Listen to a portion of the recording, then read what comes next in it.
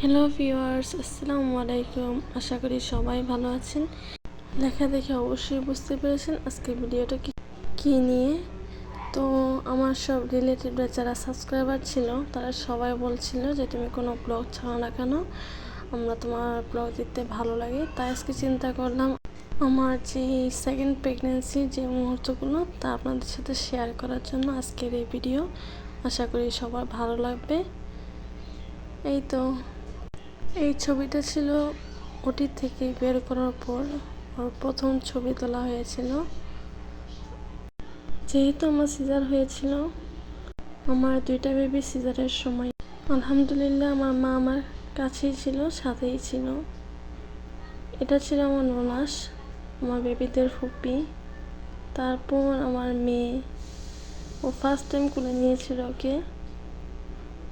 ও তো খুব ভীষণ খুশি ছিল, আলহামদুলিল্লাহ, মাশাল্লাহ। 2 রাত পর আমাকে কেবিনে দেওয়া হয়েছিল। তারপর 3 দিনের সময় আমাকে রিলিজ করা হলো। তারপর আমি চলে গেলাম আমার বাবার বাসায়। তারপর আমার বোন, আমার ভাইয়ের বউ একটা পার্টির অ্যারেঞ্জমেন্ট করলো নতুন বেবিকে স্বাগতম জানানোর জন্য।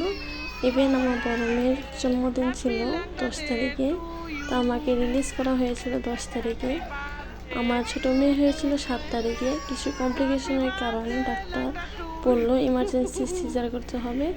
হয়তো আমার প্ল্যান ছিল 2 মেয়ের জন্ম তারিখ 1 তারিখেই রাখবো। তা আর তো হলো না, আল্লাহ যেটা চায় সেটাই ভালো, আলহামদুলিল্লাহ। তারপর ওদের কিছু পিক নিলাম। সবাই তো অনেক খুশি ছিল নতুন বেবিকে দেখে, সবাই ওয়েলকাম জানালো। তারপর আমার ভাইয়ের 2টা মেয়ে ছিল, আমার বোনের 2টা ছেলে মেয়ে ছিল, আমার মেয়ে ছিল। এই ভিডিওটা ছিল কিছুদিন পর, ও বেশ কয়েকদিন হয়েছিল। তো এই তো রাত জাগা পাখি, সে রাত্রে জাগে এবং দিন ভরা ঘুমায়। ওকে দেখে আমারও ঘুম আসছিল না, ওর সাথে কথা বলছিলাম, ও তাকিয়ে তাকিয়ে দেখছিল। এই ছোট্ট ছোট্ট মুহূর্তগুলো স্মৃতি হিসেবে রাখার জন্য ভিডিও করা। মূলত এই জন্য আমি ভিডিওগুলো করি, যেন আমার বেবিরা সারা জীবন এই মুহূর্তগুলো দেখা আছে না যে মোবাইল নষ্ট হয়ে যায়, মেমোরি হারায় যায়, তারপর সব ছবি ভিডিও নষ্ট হয়ে যায়, হারিয়ে যায়। সেজন্য আর কি আমি ভিডিওগুলো করি, আমার ভালো লাগে। জানি এই ভিডিওগুলো সবসময় স্মৃতি হয়ে থাকবে।